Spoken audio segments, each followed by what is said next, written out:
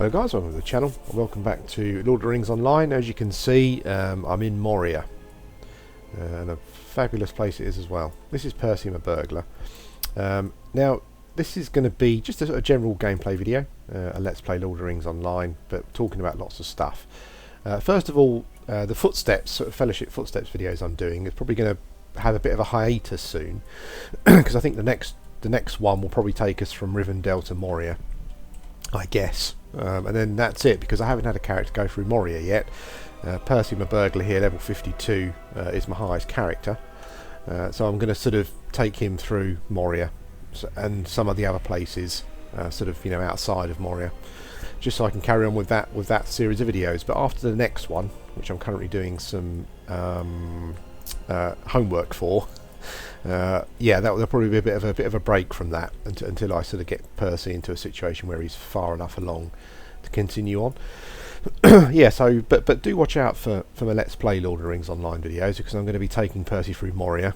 I've never done it before, so I'm feeling a bit newbie, and also I'm feeling a bit newbie generally because I haven't used Persie actually for questing for quite some time or combat. So yeah, you must excuse me. I'm feeling a bit like a Bambi at the moment. Yeah, just not very confident, but I'm sure as I use him a bit more, that confidence will come back. If anyone's got any tips for Moria in general, or any tips on burglar sort of rotations, what I should be doing, because I've got a legendary item I think, but I've got no idea what I'm doing with it. I'm leveling it up, but that's about it at the moment. So if anyone's got any tips that they'd like to throw my way, you know, just stick it in the message section down below. That'd be much appreciated. And yeah, the other thing is just channel news. I mean, videos have been sort of quite few and far between recently. It's Christmas after all, but I am still going to be finishing off the Thief, the Dark Project Let's Play. That'll be finished off, so don't worry about that. I'll be coming back to that. Yes, if you're waiting for that and you quite liked it, don't worry, that'll be coming back. And also, yeah, as I said, I'll be going through Moria with Persie, my burglar. So look out for that, and please, if you've got any tips, then let me know. I've done a couple of quests already, down there for a couple of guys, and that's led me up to here. So I'm just going to have a chat with Tubby or Tubi Thick Fist here. He wants me to do some stuff. Okay, you've got a quest called A Deep Place.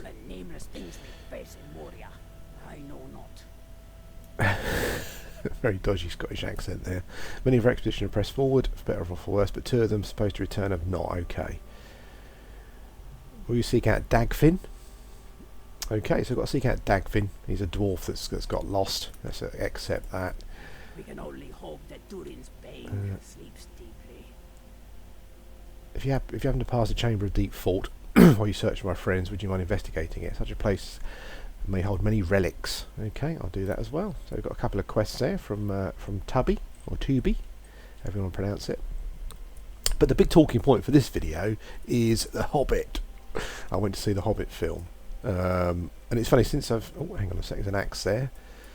Nice big axe, look at the size of that. A dwarf axe. Starts a quest.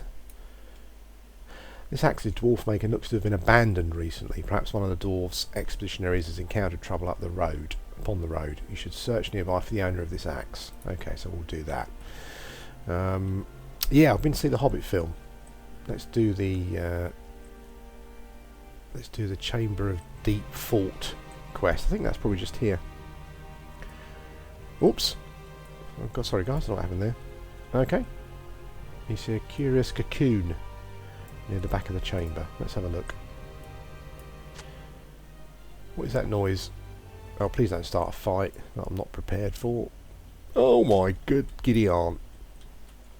It's a fight. What do I do in a fight again? I can't remember. I probably should use dust in the eyes. Is that the thing to use? Possibly. Sorry guys, I've got myself into a fight here, and a pretty big fight as well with a signature boss. So I probably need to be careful.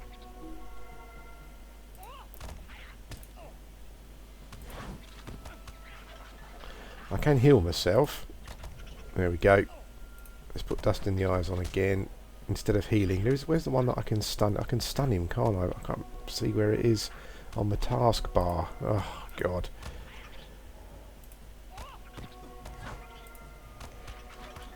Skulking glass spider. Well, it looks like I'm going to win the fight anyway. There you go. I won the fight without absolutely knowing what I'm doing. Okay. Return to Tubby. Let's go back to Tubby. Yeah, I saw The Hobbit. And since then I've been talking about it with a lot of friends and family. One of them who hadn't seen it said to me, you're a Tolkien nut. Sum the film up in one sentence, and essentially... oh, okay. Got some polishing gloves. They're very posh. 25 agility. Oh, actually, no, they're probably not as good as what I've got on. I don't know, to be honest. I'll probably need to check that out. Thank you, Tubby. Yeah, I think the sentence that I used to sum the film up essentially was a bit of a bloated mess, overly long, but with some really good bits in it. And I think that probably is sort of how I feel about the film.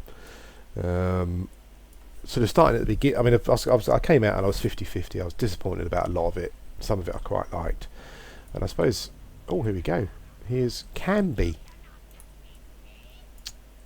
Chieftain Turk. Okay, now we're slightly better prepared for this fight, hopefully. I'll give him a big whack on the back.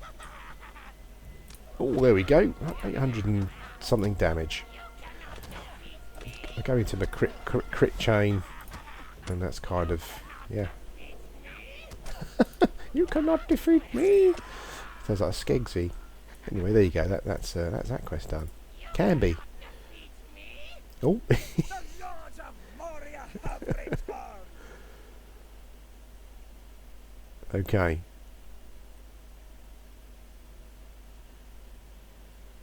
Right, okay, so we rescued Canby. He wants us to go back and tell Tubby about some stuff. Some goblin stuff. Yeah, so back to The Hobbit. As I said, I was kind of disappointed with a lot of it. Really disappointed with some of it, but some of it I quite liked. Starting off at the beginning, I think the intro was really, really good. The bit where they... and this is part of the problem with the film, I think. What Jackson's tried to do too much, I personally think. But the beginning's really good, where it tells you of the dwarves being driven from their home, small sort of attacking, driving them off. That's an epic bit, about sort of 10-15 minutes long. That's really, really good. I love that.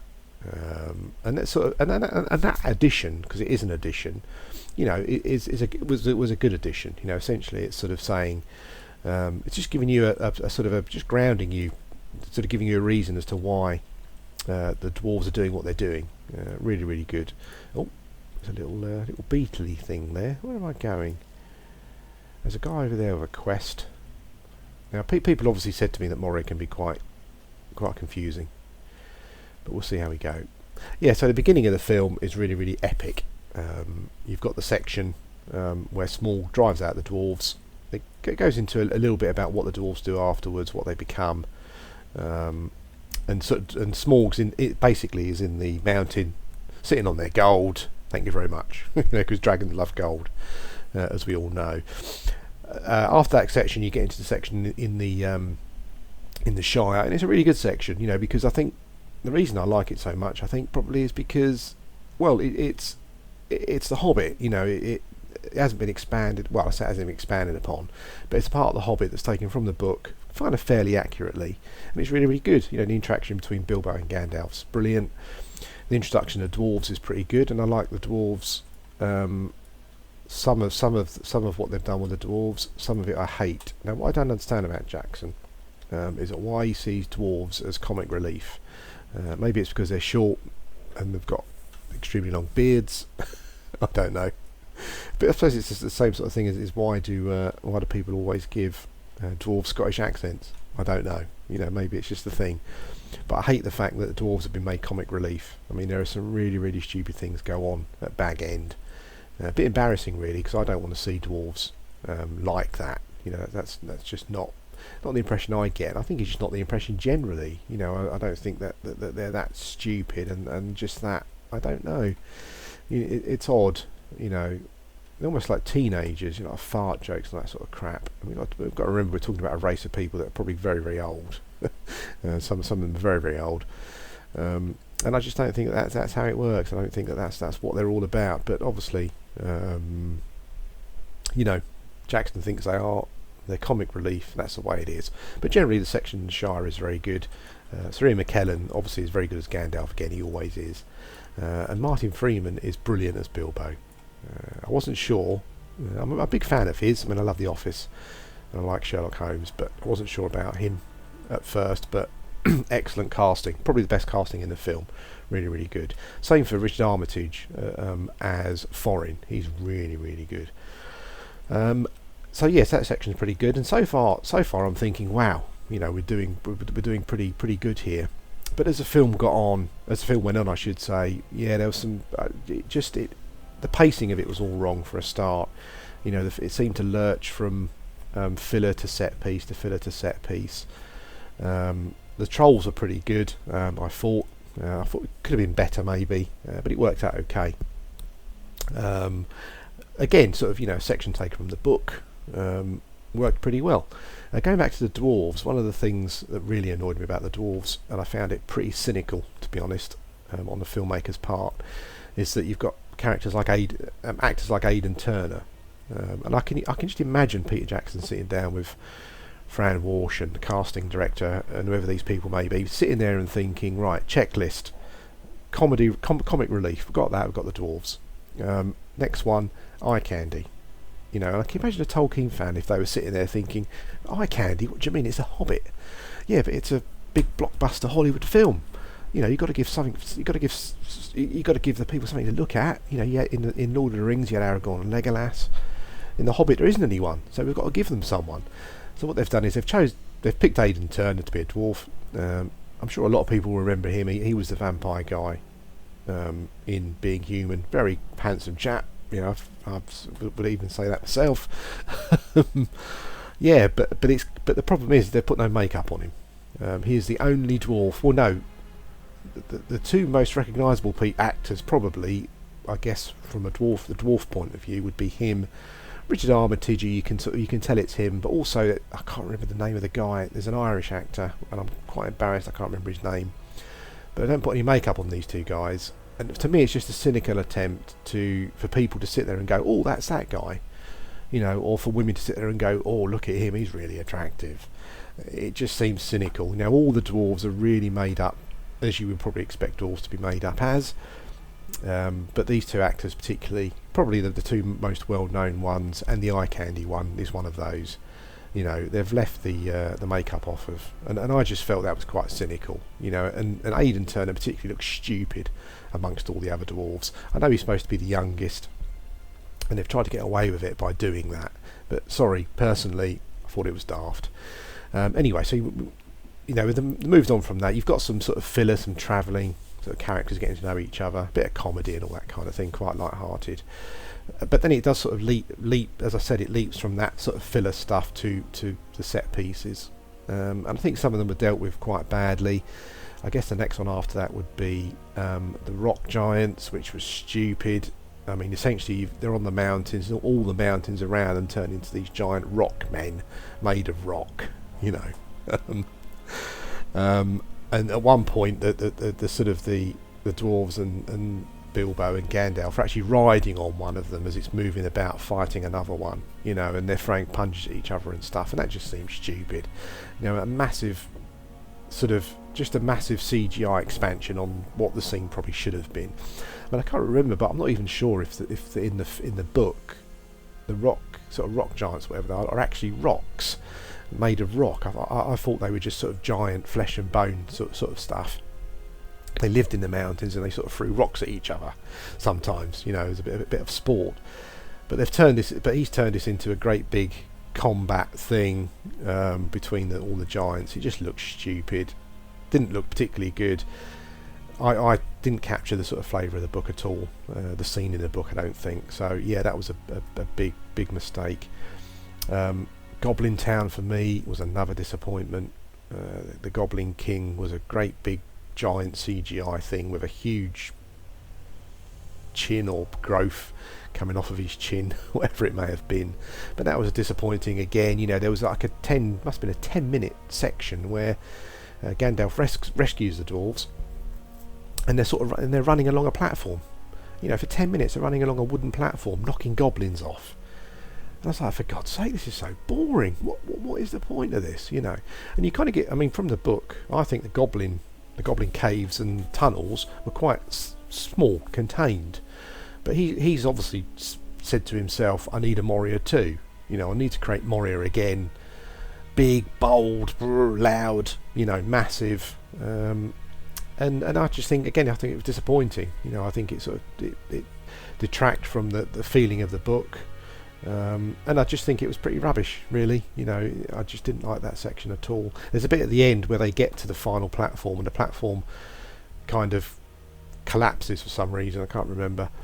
And as I said, they've turned the Goblin City into a massive Moria 2 type thing.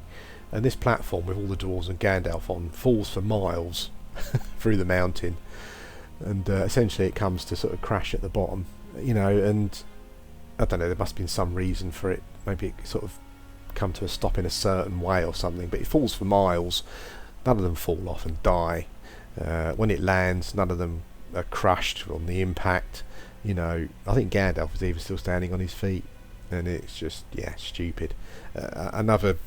Just from Jackson's point of view, I just felt that for him, it's another set piece that he can bloat up and make whiz bangy. And I just found it quite disappointing. What else have we got? We've got the Radagast sections. Well, again, an absolute disaster. It's actually turned Radagast into a dribbling moron, essentially. I think Radagast sort of does appear in the Hobbit, I think, at some point, or he's mentioned in it.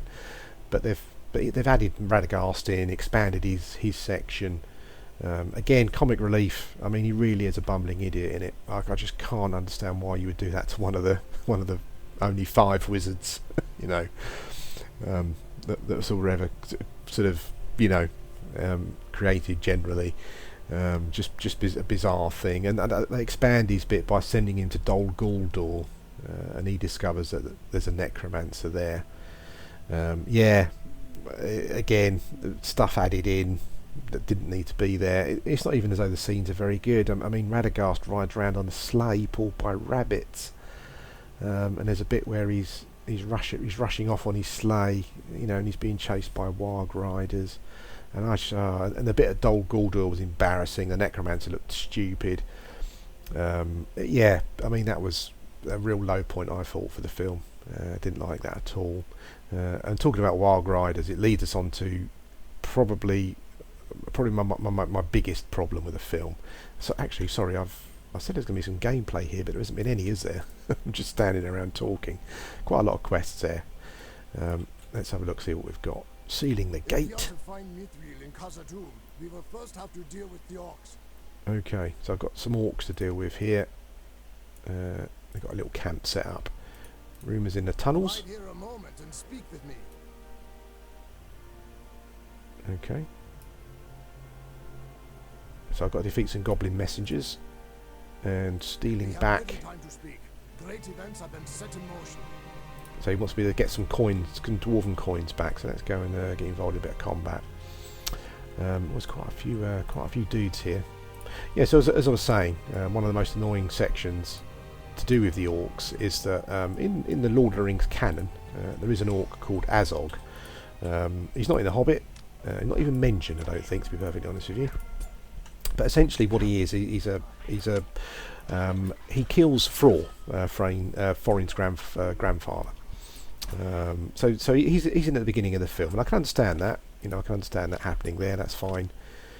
Just gives you a bit of backing as to sort of why Thorin so hates orcs, and the section where it sort of shows why he hates the elves as well. So I can understand that. That's all fine. No problems with that.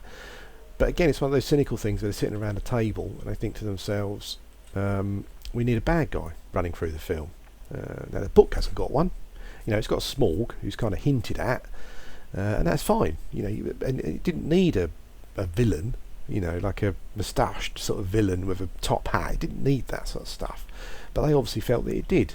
And I mean, anyone who's sort of read Unfinished Tales, any sort of notes and appendices from Tolkien, that kind of thing, will know that Azog was sort of was killed by Dane in the end, another dwarf king. He certainly wasn't in The Hobbit, but they've sort of, you know, Jackson's found this orc, and he decided to take him and put him into the film as a bad guy. And again, I just think it's a really bad sort of decision. So you have this orc sort of cropping up every now and again, chasing the dwarves, wanting to kill Thorin, obviously. Thorin thinks he's dead, this orc, but it turns out that he's not. All that sort of stuff, and it's just another decision that I personally just really didn't like. I just didn't think there's any need for it. The Hobbit doesn't need a villain, you know. Only it needs Smaug, that's all it needs. But obviously Jackson didn't feel that way, and they've dug this orc up, who is in the Lord of Tolkien's works, don't get me wrong. But he's certainly not in The Hobbit, and I just personally thought it was another big mistake by Jackson. You know, again, the problem with it is as well is that you end up with a load of crappy CGI again. I mean, I'm not a big fan of the Warg Riders, how they look. I don't think they look particularly good.